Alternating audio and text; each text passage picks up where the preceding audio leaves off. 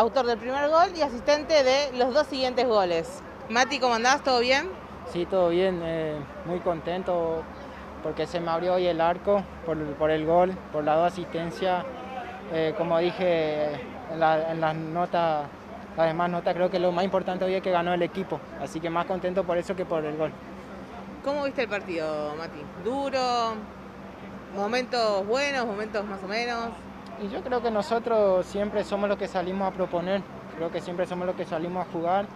Hoy, gracias a que abrimos rápido el marcador, creo que pudimos jugar un poco. Después se nos complicó en el segundo tiempo bastante, relajamos un poco. Lugano también vino encima de nosotros, así que creo que pusimos mucho huevo porque eso fue lo que nos pudo dar el triunfo.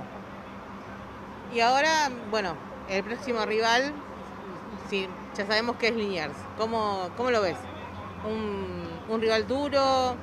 Igual, que por ahí viene un poco también golpeado de haber perdido con Claypole y bueno, esperando ahora, bueno, a nosotros. No, yo creo que todos los partidos son complicados.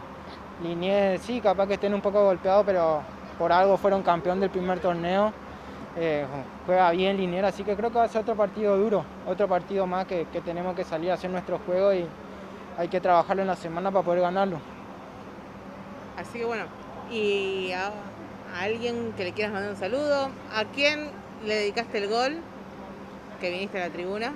Le dediqué a Gloria y a Betty que la verdad que siempre están ahí, lo sienten mucho al club. Nos comentaron que hace 12 años Paraguayo no entraba un reducido, entonces nos pone muy contentos que son los que siempre están.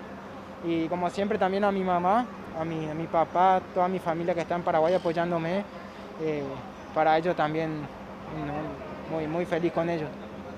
Bueno, Mati, fue un gusto y bueno, nos vemos en la próxima y a hacer más goles contra Liniers. Muchas gracias. A vos, Mati.